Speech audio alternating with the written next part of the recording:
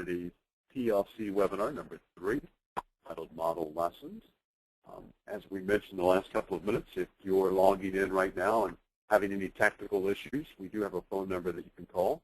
And Tom Sudruth is with us, and he can help you out to walk you through either some audio or visual or technical difficulties.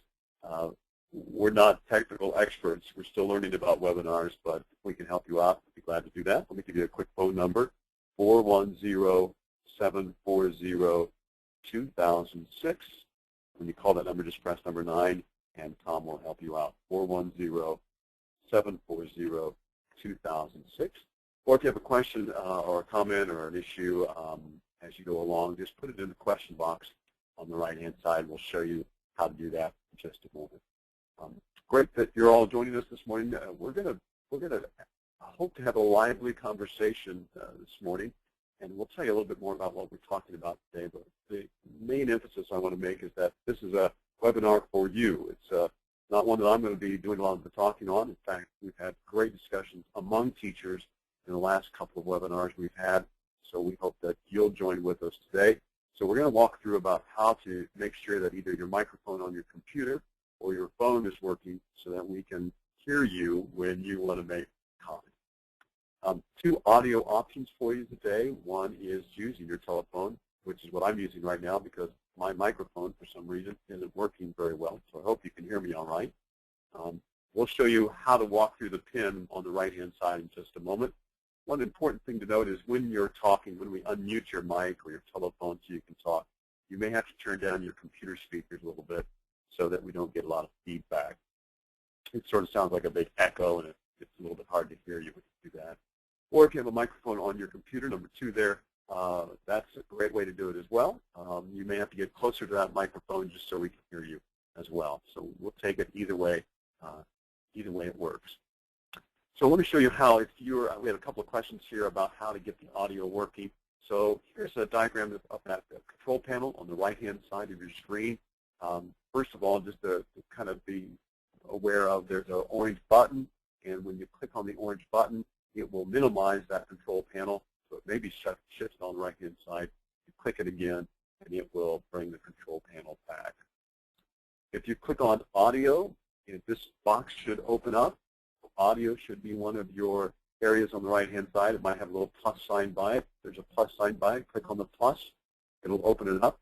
And this allows you to use either your microphone, that's that second button that's pressed there on the bottom.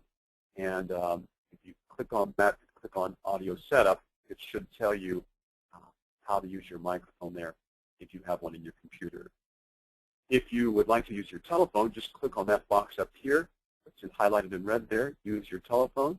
And what it will do is once you click that, it will give you not only a dial-in number, but also an access code. Is that a 9-digit number, access code?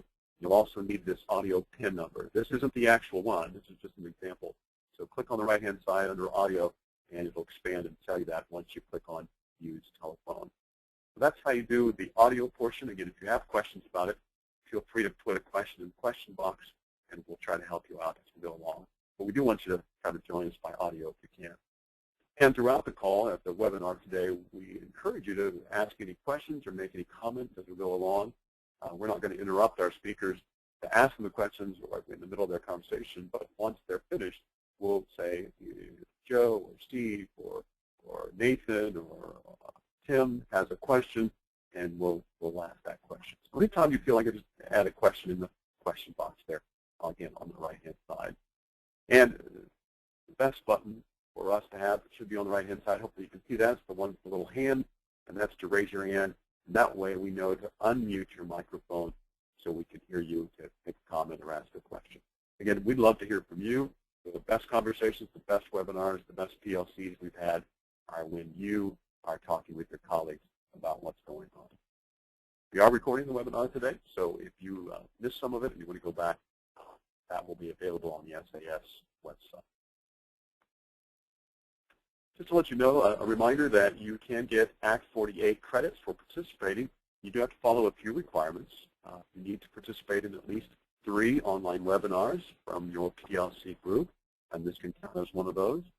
And you have to submit and complete your response form, which we'll show you in just a moment, within 5 school days. So you would need to have that returned by next Wednesday in order for it to count.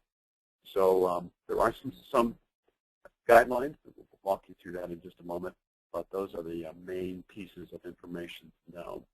If you have some questions about it, we are tracking your participation through Meter Consulting. My name shows up as Hans Meter. He's the head of Meter Consulting and joined us on the call. My name is actually Matt Fleck, but it doesn't make any difference. We'll be glad to help you out if you have questions about the Act 42 form or Act 48 form. Let me show you what it looks like when you complete the response form. It looks like this on the right-hand side. It's actually very simple. Just a little bit of information about you at the very top. And then we just have 3 questions. We would like you to answer them in more than just a sentence, just a short paragraph to let you know what your main takeaways are, your responses to the topics, and then if you had any further questions for discussion. Once you complete those, just email those to the paplc@meterconsulting.com email address. You might want to write that one down, and we will compile all of those as well. And if you have questions about the response form, just let us know, and we'll be glad to help you out. So that's the initial part. Hopefully you'll know how to get on the audio, and hopefully we'll have everybody on the call. In just a minute or so, I'm going to unmute your microphones one at a time so that you can introduce yourself to everybody else in the webinar. Get me to stop talking. And what I ask you to do is just give your name, what school you're teaching at, if you're a teacher, and tell me about, just very briefly, what's your favorite lesson in carpentry? Is there a particular lesson that goes over really well or that you enjoy doing? Those are the 3 things I'd like to know. Your name, where you're working, what school you're at, and your favorite lesson or skill to teach your students. So we'll get in there in just a moment. First, just let me let you know that in the last couple of model curriculum PLCs, what we've been talking about is what you're teaching, content, a little bit going over the standards, lesson plans, really covering just the basics of curriculum and content. And I have a good sense that you know how to do that fairly well, hopefully so. But today what we're going to talk about is the next step, how you know if students are learning, how you assess their progress throughout the year, how you use different quizzes or interim assessments or tests, even observations to tell if students are really learning the content. In fact, probably in your classrooms, observation is one of the biggest ways you can tell if students are learning or not. I want to know what your thoughts are on that, what you use, and how well that works out. What you don't want is that surprise at the end of the year when you do the NOCTI assessments or any other final assessments at the end of the year and find out your students didn't learn or didn't know something, and then you get held accountable for that. It's better to know ahead of time so you can help students who aren't learning. So that, in a nutshell, is what we're covering today, how students are learning and any techniques, methods, assessments that you use. Steve Weber is going to be joining us. He's volunteered nicely to talk a little bit about what he does. But again, we'd like to hear your comments as well. So I'm done talking. Let me open up the microphone. I don't know, Charles, are you on the phone with us this morning? Yes. Can you hear me? I can. Great. Can you tell us? Yeah, it's working great. Okay. My name is Charles DeBellis. Charlie, here at Career Institute of Technology, carpentry program, naturally. I love to teach all the subjects, otherwise I wouldn't be a carpenter. But I like the rafters and drywall finishing. And I also have Dr. Roth with me, the director, today. Fantastic. Thank you for giving us that information and also for reminding me, if you do have someone else with you, we can only list one person on our official attendee list, but if you would write their name in the questions box, just so we know, have a complete list of all the attendees on the webinar today, that would be great. So thanks for letting me know, Charles. Welcome. I'm going to unmute the microphone for Gary. Gary, can we hear you this morning? Gary Fenton? Okay. It may be that the microphone's not working. We'd love to have you participate. If your microphone doesn't work, Gary, maybe you can call in through the phone number. Gary Kistler, are you with us this morning? Okay. We're missing our Garys, I guess. So it's Gary Fenton and Gary Kistler on the list. Muted. Jim Crispolo. How you doing?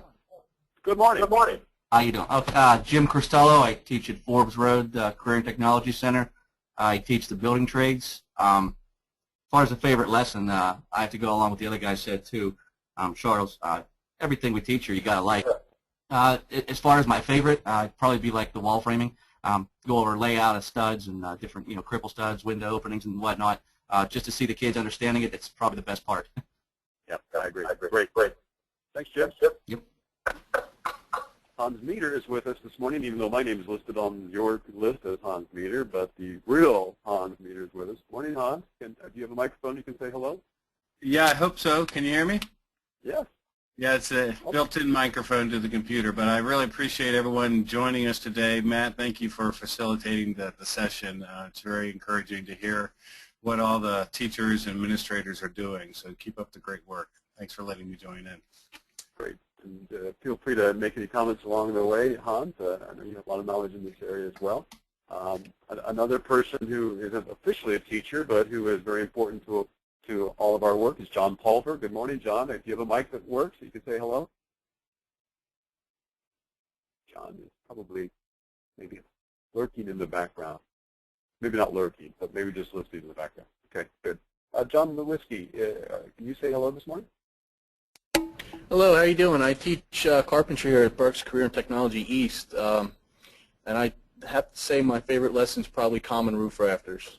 For the students to see that foreign type angle the first time they see angles and then they understand it is pretty rewarding for everyone. I bet it is. That's great. And you're helping them with their geometry classes as well. Absolutely. Yeah. Great. Thanks, John. Appreciate that. We'll hopefully have some comments from you later on. Kathy Houghton is with us this morning. Kathy, can you say hello? Hi, this is Kathy Houghton. I'm with Technical College High School, Penn Oxbridge campus. I am a math coach, so I know that you all do a lot of math, and it seems to be a prerequisite that a lot of carpentry teachers are named Gary. Our carpentry teacher is also Gary, so but he's not with me today. Great. And we all know, all the teachers online know that there's a lot of math in carpentry, so I'm sure you've seen some of those enlightening moments when students say, oh, I get it now. Right. Yeah, great. Thanks, Kathy. I look forward to your comments. Nathan Stairs, are you able to join us? I don't know if Nathan's microphone works or not. Well, Nathan and the others and Gary's, if you want, you can click on audio on the right-hand side and join us by phone call. It won't hurt your participation. It'll actually let us hear you. So. How about Philip Kintel? Philip, can you say hello? I the microphone there. How about Sandra Hines? Good morning. I'm the Executive Director of Lehigh Career and Technical Institute and just sitting in to see what the PLCs are all about. Fantastic. Great. Well, thanks for joining us. We appreciate that. And you're welcome to make comments any time along the way. Got some insights that are from a different perspective for all of us. All right. Thank you. Great. Sharon, is it Sharon Dialing? Is that correct? That is correct. I'm the math coach at Dauphin County Technical School, and I have Tim Carroll, our carpentry teacher, here with me. And I'll let him describe his favorite lesson. Okay. Yes, I'm Tim Carroll, carpentry teacher here at Dauphin County Technical School. I like to teach the framing units in general. I do like the roofing unit, common roof rafters as well. Good. Oh, there's a commonality, common feature that people like. That's great. Good. Thank you both for joining us. I appreciate that. We've got a couple of Stevens with us. Stephen, is it Wazinski? Probably everybody mispronounces that. Is that correct, Steve? We don't have audio maybe for Steve. How about Steve Weber? Hello? Yeah, we can hear you. Yeah, can you okay. Introduce yourself. Yeah, Stephen Wazalewski, Mastbaum High School, Philadelphia, carpentry teacher here. My favorite theory part of the job is the stair building, along with the members and parts of a wall, the headers and the jacks and kings and trimmers and whatnot. So that enable them to build that later on in the year. Great, fantastic. Thanks for joining us, Steve. Appreciate that. Mm-hmm. I can't, for some reason, unmute the microphone for Steve Weber, but we'll try to come back to him. How about Tim Bash? Tim, good morning. Good morning. This is Tim Bash from Indiana County Technology Center. I teach carpentry.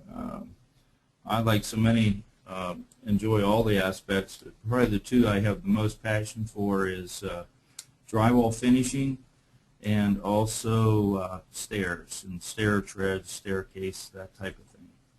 Oh, interesting. Great. Tim, thanks for joining us this morning. Tom Sharpness, it doesn't look like I can, oh, maybe I can. Tom, are you on a mic? You can say hello? Yes, can you hear me? Yeah. Go right ahead.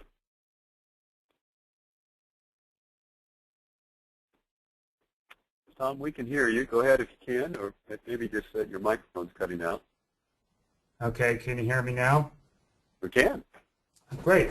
My name's Tom Sharpness. I teach at Lehigh Career and Technical Institute, and we're a 3-instructor lab here in the carpentry program, and I teach the level 1 students. So I am introducing students for the first time into carpentry, so everything is fun to me.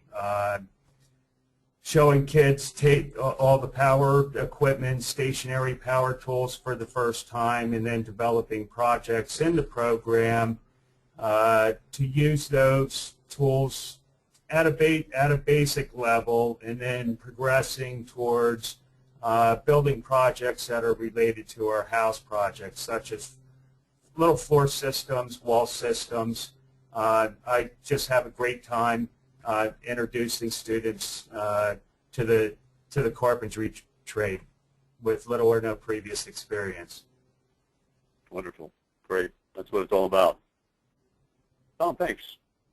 I think a couple others have joined us. I'm going to go back to them. Steve Weber. Steve, I don't know why, but I cannot unmute your microphone. And since you're going to be speaking here, hopefully a little bit in a few minutes, I don't know if you can try calling in using the audio number and the pin on the right-hand side of your screen. But if you wouldn't mind trying that, that might allow us to hear you. But for some reason, I'm not able to unmute your mic. So if you're able to do that, I want to ask Phil Rodson. Phil, are you on the microphone that you can say hello?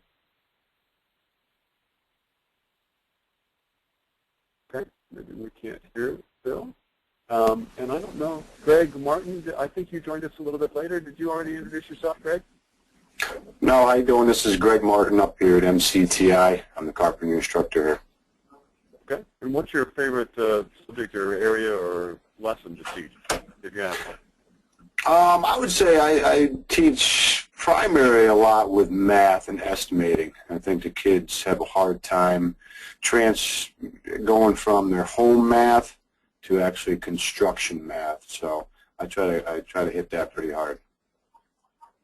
Great, fantastic. You know, it's not always when people think that carpentry teachers teach math, but I imagine you all agree that you teach quite a bit of math, and hopefully students understand it that way too. Great, thank you very much. Our two Garys have said we're here. We just don't have microphones to participate. So again, you can try using the phone if you can. And that would be fine. Nathan Stairs is also joining us and says, I can get closed down here. I teach at, is it Monoptech? I probably don't have the pronunciation. Sorry, I don't get around to all of the Pennsylvania career centers. But Nathan says, I also enjoy the interior finish and custom cabinet making, and he's the carpentry instructor there. So welcome, everyone. I think that Steve Weber was able to join us again. Steve, I think we can hear you now. Oh, hello? Hello. Can you say, introduce yourself, and you may have to go a little closer to the mic because it's a little bit muddy. Okay, hi, I'm Steve Weber. I'm the carpenter at Readingville Alberta Career and Technology Center. Favorite lesson? I don't know. I like them all. The lessons I like most are ones where, just did it this morning with a student, a third-year guy, kind of taught the lesson to first-year guys with me in the back adding support and things. It's neat when the kids work together, and they seem to enjoy doing the teaching, the peer tutoring, and the other kids are real receptive to working with one of their classmates. So it doesn't matter what lesson it is, when I can get the kids to do the lesson themselves, it's pretty cool. Yeah, great. So, Steve, I hate to ask you this, but your microphone isn't very good. I had this issue yesterday. Would you be willing to call in and see if we can hear you maybe a little clearer? All right, I'll try that. Okay, sorry about that. Just click on the audio on the right-hand side. It'll give you the number and the 2 pins that you'll need, and we'll come back to you in just a little bit. If you don't mind doing that. We're going to hear a little bit from Steve a little bit later in actually just a few minutes, actually. A couple of comments from others who are participating without microphones. Phil Rodson, WBACTC, says he's sorry that he doesn't have a microphone today. The IT guy was not in to set it up. I understand how that works. Again, Phil Kinsel also says he's with Google Technology Centers. Carpentry is his topic, and his favorite lesson is stairs. It's their layout. And some of you said that it's not possible to get an outside phone line to call in. So you can communicate by the answer or by the question box, and that is certainly fine to do it that way. So a couple of questions that we're going to ask you to talk about today as soon as Steve comes back online.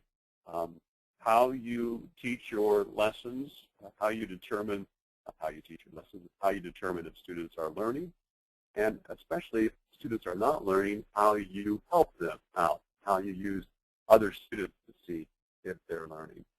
So let's click on, Steve, are you back with us again? Steve Weber? I'm still dialing numbers, but I'm here. Okay. Well, we can hear you a little bit better now. I don't know if there's something moved on your microphone, or maybe if you got a little closer to it, that might work. Are you using the mic through your computer? Oh, I don't know. I'm still trying to enter access code. I guess I did that wrong. Can you hear me okay, or should I keep? I think we can. If I don't know what microphone, if you're using it by your computer, you might want to get a little closer, or if you have a headset, just put the microphone a little closer. And we can try it this way and see how it works. All right. Yeah, I'm kind of back and forth between the telephone and you, and I can't do both at once. So. Sorry about that. Yeah, it's tough to do, isn't it? Yeah, this technology is usually problematic, huh? It is. It is. I'm going to go ahead and put your document up, Steve, the one you have, and if hopefully you can see it on your screen, and maybe you can start talking about it if that's good.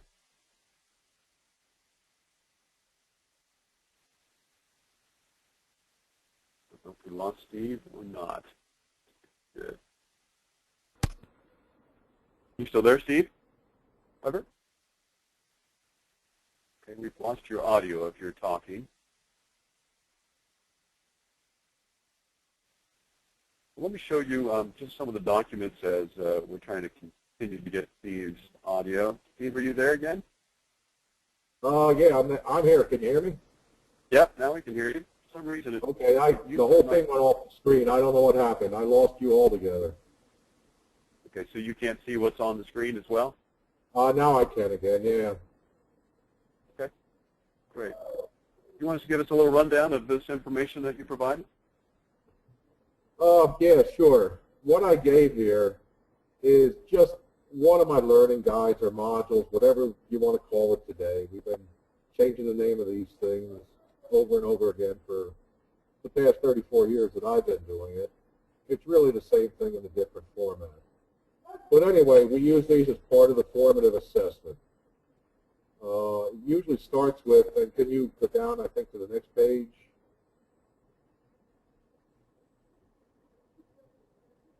Hello? Yeah, we can hear you just barely, Steve. So I get, are you able to get an outside phone line at all? Well, I was trying that, but it was taking a long time. You want me to go do that again? Well, if you can just, I don't know why it seems like it's cutting out every once in a while. Why don't you try that? I think that will be better than trying to mess with a microphone. All right. You mind doing that? Great. I'll let you do that.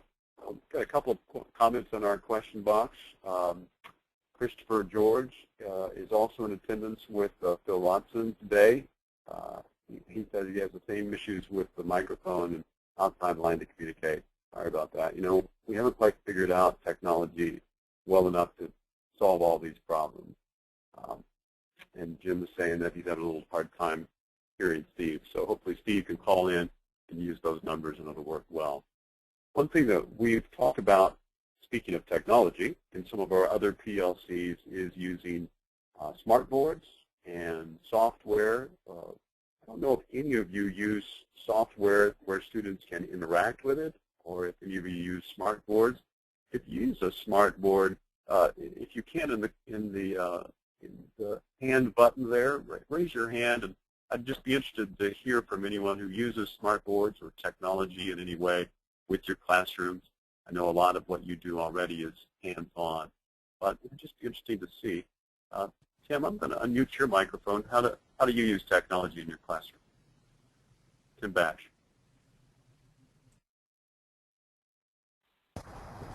Or Gary. Gary Fenton, I think we can you hear me now? Yeah. How do you use technology? We have smart boards. We also have the interactive response tools that we use. So we can create PowerPoint presentations, and with the smart technology, you can insert questions as you're going through your PowerPoint, so that you can basically get instant feedback whether students are getting the theory or not. You can show the results on the board, how many kids got it, how many kids didn't get the question. So what I typically will do is go through 2 or 3 slides and then throw a question in, and then just get some instant feedback that way.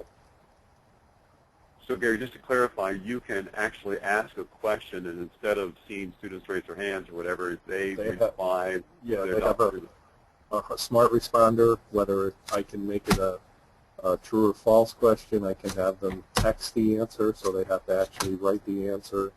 I could have multiple guesses with the smart technologies, the smart responses. You know, that's a great tool.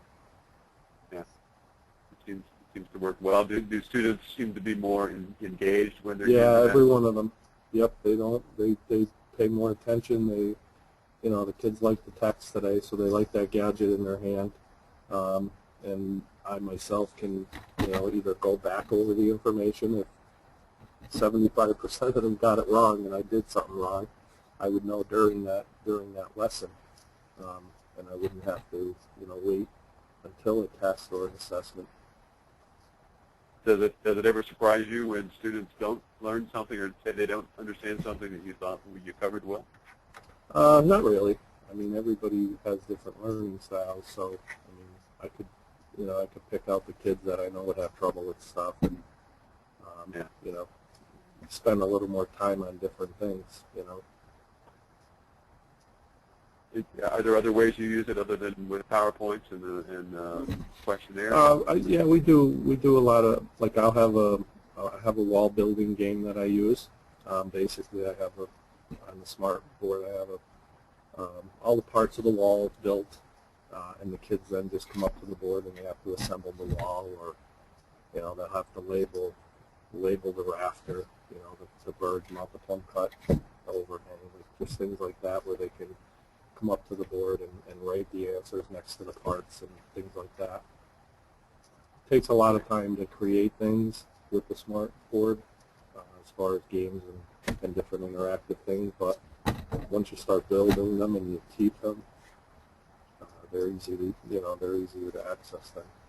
Yeah, like most things, once you get started, you can kind of repeat them or tweak them a little bit to the next time. Tweak, yep.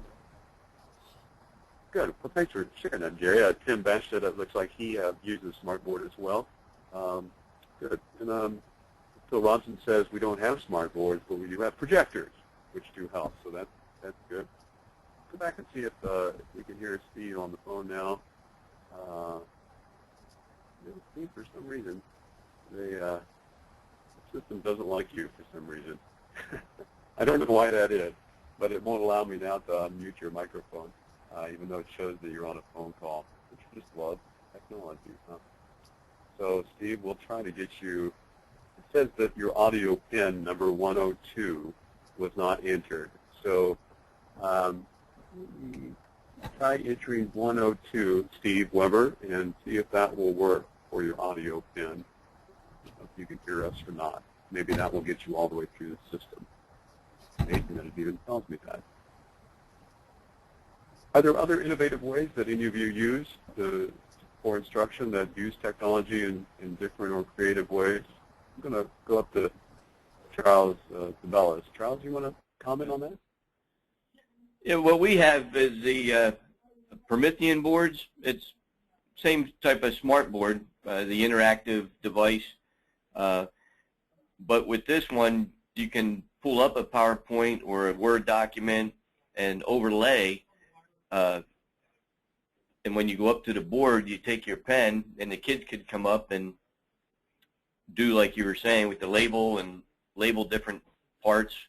You can have hand-tooled tests where you have the picture that comes up, and they got to push in A, B, C, D on their devices. You text in with the devices, true, false, just like the other gentleman said. And that works out well because they like it. It's more of a game. They're doing a little something besides listening to the lecture, and you get some good feedback. You can keep all that information. The kids don't have to know whose device is whose, so the shy kid tends to open up a little bit more and participates. Right. So I think it works well. So it may help you involve some students who you normally wouldn't be able to get involved. Yes. Yeah. Are you able to tell who's struggling sort of confidentially so that if somebody's not getting it, you kind of give them more individual attention so it's not pointed out as much in front of everybody else? Yes, I have a list of students, and I know what number they have, as long as they don't screw around and change out devices, But most of them end up finding out who's who anyway. But I mean, it's a fun time for them, and that's what learning has to be. It has to be fun. To keep their interest. Great. Thanks for sharing that. That's what we've heard from several others, is that even though the technology doesn't really approach things sometimes in any way that you haven't done in the past, just by having the technology, it seems to engage some students a little bit more. It makes it more fun. Yes. Good. Phil Ronson says most of our curriculum is hands-on. Math is the primary desk work. We try to keep the lessons simple and carpentry-oriented. So that's good to know there as well there. So let me ask, while we're waiting for Steve to get back on the line, how do you help struggling students? If you are assessing students through observation and through your assessments, and you do find that some students are really particularly struggling, what particular things do you do that really help out some of the more struggling students? And you can use your raise your hand button to do that, or you can enter your comment on the question box. So you may have some more innovative ideas on how you do that. I'm going to go back to Charles. I don't know if you still had your hand raised from before, Charles, but do you have any comments on that one, that question? How you help struggling students? How we help struggling students? Right. Well, by giving them the extra time, depends what they're struggling at. A lot of times just going over the steps. I know there's certain students that progress, and a lot of times it may just take another student that's doing well and do the peer teaching, and that student ends up picking it up because it's a different way, or it's not so much a different way, but it's a easier explanation, or maybe he understands it better from another student, the way they're explaining it, instead of the way I'm explaining it, or the paraeducator. So sometimes just hearing it from another student in a different way makes a difference? Yeah. Yes. Okay. Good. Let me go down to Tom Shirkness. Tom, do you have a comment on that? Yeah, I agree with you, Charlie. Utilizing other students is a good way to help with struggling students. I also found that my students are a lot different in the classroom than they are out in the lab. So if I have a student that's struggling in the classroom with it might be math or with vocabulary, I often find that it helps to, out in the lab, if you can, in an activity, help with that struggling component, work with that student, I find that that one-on-one time working with the student out in the lab kind of opens that student up. You kind of build a better rapport when you're working out in the lab. And when you go back into the classroom, I mean, a struggling student isn't going to be the first to raise their hand naturally or ask questions, but given your time spent with them in the lab, when you return to the classroom, I found that the students are a little bit more open to asking questions because they're a little bit more comfortable with you. So, I mean, using both of them is a big plus. So you establish more, maybe a little better rapport or a relationship a little bit that makes the student more comfortable to ask the tough question. Absolutely. You have to have a working relationship with, and a trust component to that relationship with the student. Yeah. It makes such a big difference. You know, I've learned with students and with adults, actually. I've worked with GED individuals, and they sometimes know the material, but just need a little confidence in order to be assured that they know the material. That relationship makes a difference. Thanks, Tom, for sharing, and Charles. Jim Crisolo says he pairs students up and lets them work together. And they help each other at that point while the teacher is overseeing their progress. Bill Ronson says, I have a teacher aide available to me so I can do more one-on-one type of instruction, while the aide is keeping an eye on the rest of the class, which can be difficult at times. The rest of you, how do you use students in any other creative ways that you use students in helping others who are struggling, maybe pairing more advanced students with students who are not quite getting it or need maybe just a little bit of extra help? Some creative ways that you may use some students. I think you had your hand raised. Yeah. Yeah, I'm here. Sometimes the struggling students, you know, depending on what they're struggling on, we team them up with the outside teacher. If it's a math issue, like, you know, the basics of math, the divisions and the multiplications, whatever, and we have the math teacher come down when they're given time and work with the student in short, brief time frames, and that seems to help a lot. And I do agree with everyone else, you know, the peer-on-peer or the cooperative learning settings and groups. If you check out their SchoolNet, get their levels for reading and math, put a good one with one that maybe might be struggling, whatever, in groups of 3 and 4.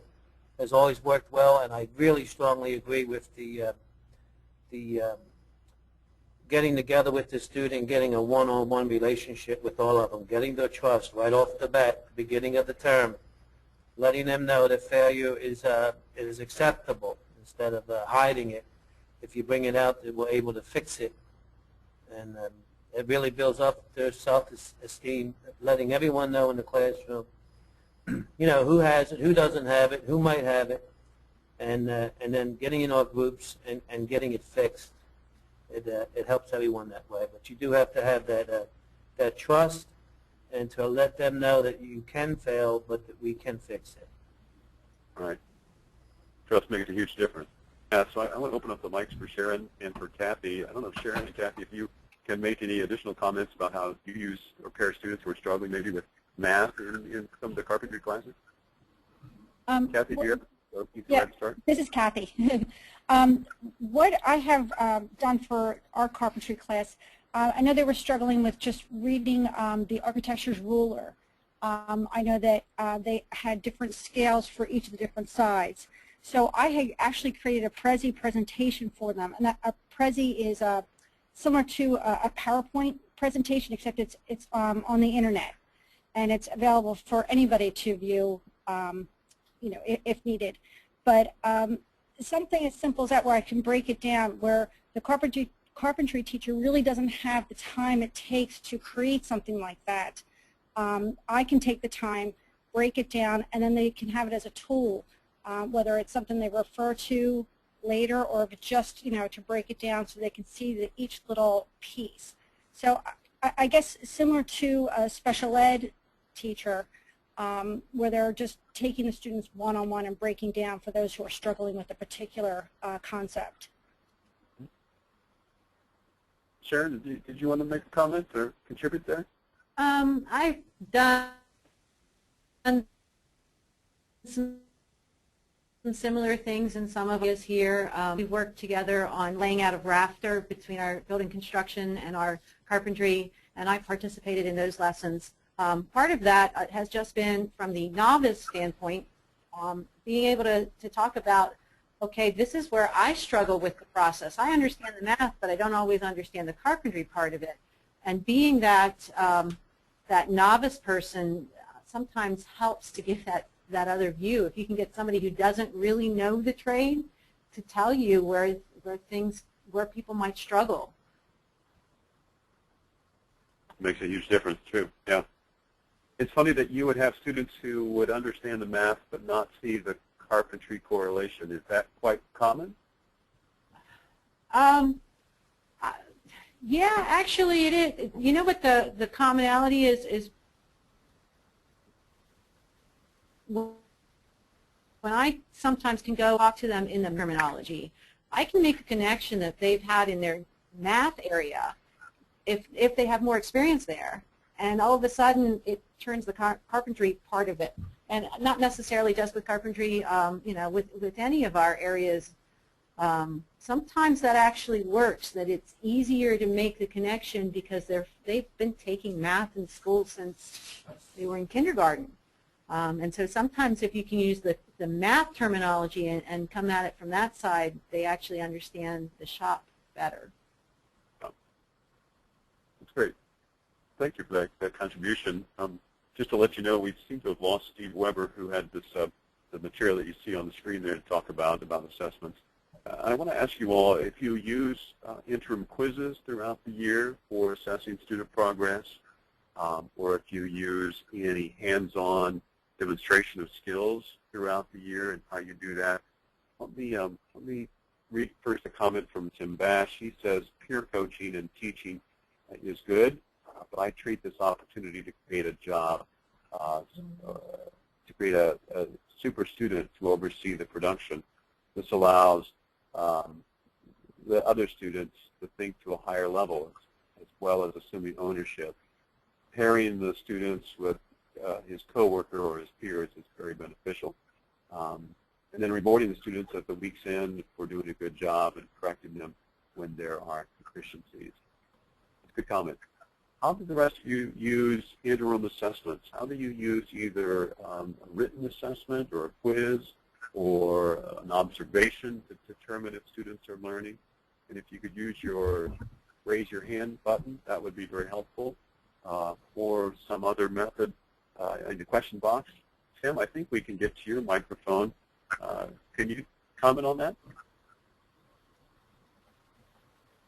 Yeah, one of the ways of assessment that we do is the very first thing the students will actually acquire is a rubric. Just say, for instance, we're chiseling in butt hinges, and the rubric might state something to they have to be exactly in line within a 1/16th of an inch squareness and things like that. So the student begins to understand before they even begin the task what is the acceptable standard of the industry or the customer they're going to work for. So it helps a lot for them to know up front rather than you giving them an assignment and saying, okay, now this is what you did wrong with it. So they can actually sort of aspire to achieve there. I like that. I'm sorry to distract you. In the background, I was adding a few documents. Now, this is from cosmetology, obviously, so it's a little bit different than carpentry. But this is how some of the cosmetology use assessments in determining if students are learning. This one is a self-assessment using a rubric where students sort of assess whether they know the information at a satisfactory or above satisfactory level. And this helps them prepare for the NAFI exam at the end of the year. And then there's the criterion levels at the very bottom there and a place for students to write comments. This allows students, again, to self-assess and see if they are really progressing, which is another way of doing that, sort of just you doing all of the assessment. One of the other methods that cosmetology teachers shared with us this week is that they will do some writing in the classroom, and they'll ask first under a Nocti topic, they'll ask a question, and then they'll ask students to write out an answer about why they believe that is true. Even though I know writing is not your primary responsibility, it's certainly something that has to connect with what you do in carpentry. So I thought this was very, very creative. The rest of you, what else do you use in order to assess student progress? Just to see, it'd be interesting to know if do any of you use quizzes, interim quizzes, or assessments, especially to know if students are learning the components that are going to be tested on the Nocti exam. If you do, just raise your hand button or enter a comment in the question box. I think it would be especially helpful to know what everyone uses in those terms. Steve, I'm going to go to you. What do you use? We have a book of task sheets that all the 3 levels, 1, 2, and 3, need to comply with. You know, it could be like as simple as hand tools, how to identify a hand tool, and it has certain questions. Even cleaning up is included in the actual task sheet. You know, was the area left clean or whatever. It teaches them good house cleaning. But that's a must in our shop. They have to complete a certain amount of task sheets throughout the year based on our curriculum. That's great. I think others use, let me know if others use a task sheet. That would be interesting to know. I think I've heard of others using the task sheet. And you use this periodically, Steve? You have it, what, once through a set of lessons or through a unit or periodically throughout the year? Well, we base the lesson 3 times a week on the actual task that's required before they get to see it. So it's kind of like a coaching thing for the actual instructor. We're going to know what we need to go through. We know how to go through it, and we take it step by step. And periodically, we will quiz them as far as exit tickets go before they leave. We ask them what did they learn, briefly write it down so they get their writing skills on their way. But all the students have to leave each day with an exit ticket to make sure that we are on task. And then at the end of the week, they get the actual sheet, and I myself will be in the lab, and they must go through each step pertaining to what the task requires. If it's a table saw, cutting an angle, you know, how did they start? Did they put the safety goggles, the hard hat? Did they adjust the machine? Did they turn the power off while they did that? It's just a whole list of steps, small, each one small task, and then there's a rubric built into it so the student's able to grade themselves. And then they need to keep that task sheet throughout their career here to put in their portfolio, and of course for employment, be able to show the employer, this is what I know, this is what I was trained on, and so forth. Great. So not only has a practical use for them to pass the exams and know the material, but they can also use it when they go out into the world to work, actually. Good idea. Yes, correct. Great.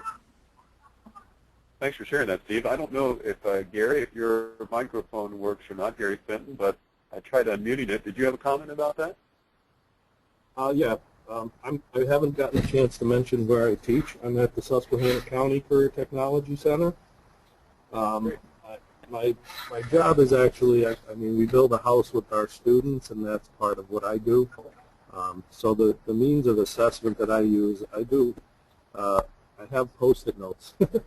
And every day after the kids have worked out at the site, we're doing drywall right now, I would just, each kid at the end of the day has to come up with a question. Why something today? Why did I do this? Or why, I don't know the reason why I did this or something. And then I'll compile all the questions, and by the end of the week I'll have probably a bunch of repeat questions that everybody's asking. And then maybe that's where I'll use the assessment tool. I have a notebook, and I'll put 5 or 6 or 10 questions on the board at the end of the week, and they'll have to answer those questions. So you compile, and you said you use Post-it notes for that? Yeah, at the end of every day, they're required to, before they leave the house project, to post a note on my board. They don't have to sign it, no names or nothing, and just ask a question. Like I had a question, why are there so many receptacles in a room? Because we're cutting the drywall around them, so carpentry kids want to know, obviously, why are there so many receptacles in the room? That was one question I got. So even though it doesn't pertain to them, the code of electricity or the amount of electrical outlets in a room, it's still something that carpenters should know. So I would talk about that then. So I use that tool. You know, the Post-it notes is a big thing for me because I can get a lot of questions answered about what they're doing. I can go over drywall and show them how to do it and give them all the particulars on what we're doing when we're drywalling. But as the day progresses, you know, they have different questions, and that's how I try to get them answered. That's great. And then you do that at the end of the week. You answer the questions that were the most common. Then. Yes, I take the most common questions and I'll compile them, and then we'll target the NOCD or on a quiz or on a test. Do you ever find, Gary, while I have you here, you have a microphone, do you ever find a disconnect between what you get on the NOCD results and what you thought your students learned, or is it pretty close? Or you feel pretty... Yeah, it's pretty close. We do a NOCD review. We make a game out of it. We break them up into teams, and they compete against each other. We give them 2 minutes to answer a question, and if they can't find the answer, or the group can't come up with the answer, then another team could steal the question and get points, and then, you know, the winner at the end gets a pizza party. So it's kind of it gets competitive, and they're trying to, and we let them use the book to find the answers if they have to. But they're on a timer. They only get 2 minutes to answer the question, and then if somebody steals the question, then they'll get 1 minute because they already had the 2 minutes while the team was trying to find the answer. But we see that seems to work good for us, NOCD review-wise. So we got the kids competing against each other for answers, really. Great. This is a question for the rest of the group. Do any of you use the, I think, NOCD.org website as practice exams or sample test questions? Maybe even a mock test. Do any of you use that? You can show a show of hands or answer in the question box. I know that several teachers have said that they use that, and it seems to be effective for their students. I don't know, Gary Kistler, if you have a microphone, you can say hello, but look like you maybe you use that. Oh, Gary, I don't know if Gary's got a microphone you can talk or not, Gary Kistler. I know Charles DeBellis says that he uses a booklet to help with that. So maybe that's something. I don't see too many hands up. That may be something that could be used. Steve Wadlowski, do you use that? Do you use the seniors are required to take the pre-NOCD in October, and the results come back pretty quick. And we use those results, the data that's on there, to instruct, to choose where they're weakest at. Of course, you tie in the strengths with the percentage of questions. If, just say, for instance, interior finishing is 1% of the test, and they score low in that, we're not going to waste our time with the remaining months drilling them on interior finishes when there's only 1 or 2 questions on the test about that. But what we do choose is like blueprint interpretation, which is a large part of our NOCD. If they're coming up weak in that area, that helps my instructions as far as that week or 2 goes to work on that. So I feel that's a very important part, is to get last year's NOCD results or the year that the senior's graduating pre-NOCD, which will direct you to your instruction to help that student become proficient. Great. That's the way to do it. Thanks, Steve. I know that Gary Fenton also said he uses the pre-NOCD test, and John Lewinsky says that they utilize the NOCD study guides and the pre-tests for the 11th grade. Phil Watson has a comment. He says power tool safety is the biggest part of a written and performance assessment that he uses in his class.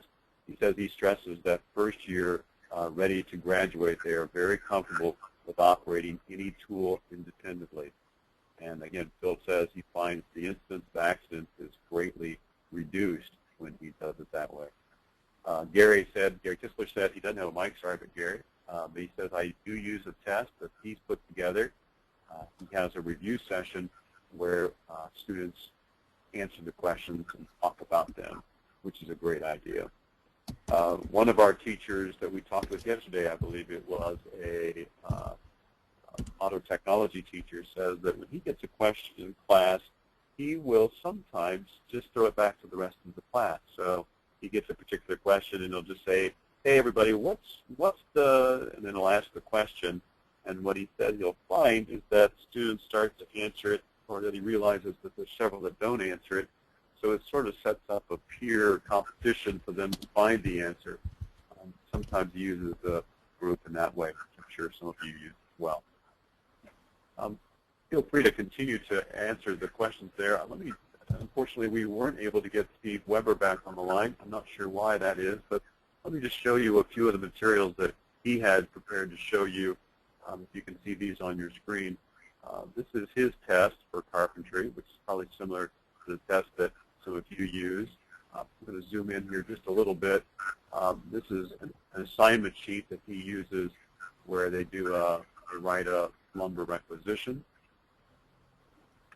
and then he scores this sheet. I assume that most of you or some of you use something very similar to this as well. And he'll have the answer sheet here, second part. Let's see what else he has here. He left us with several assessments that he uses. So here's a matching assessment, so that he shows comparisons about definitions with the actual words. Again, probably pretty standard, something that you use, part of the test here.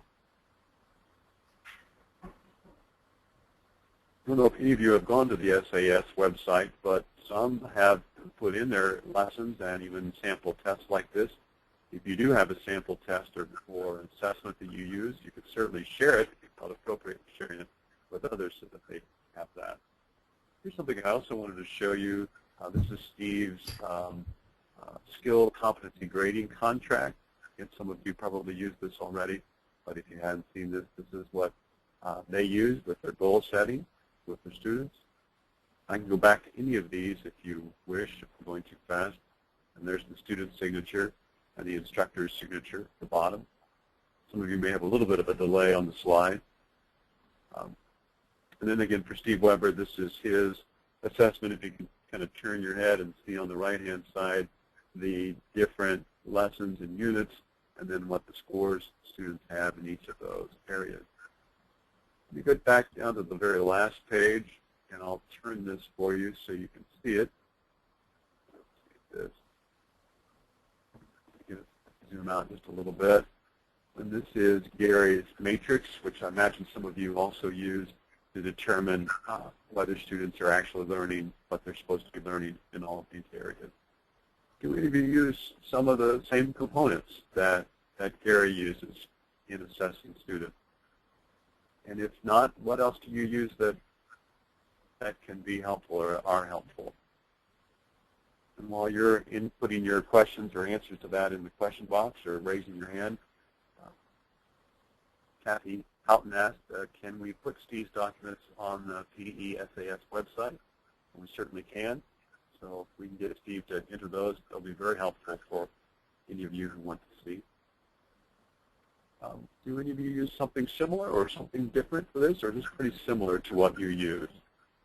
We can ask just one or more questions before we wrap it up here. We're at 10:30.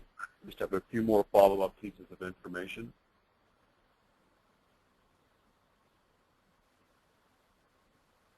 Well, it sounds like all of you are doing a pretty good job of getting your students prepared for the NOCTI and also getting them to pass the assessment. So this doesn't seem to be a major concern. So that's very good.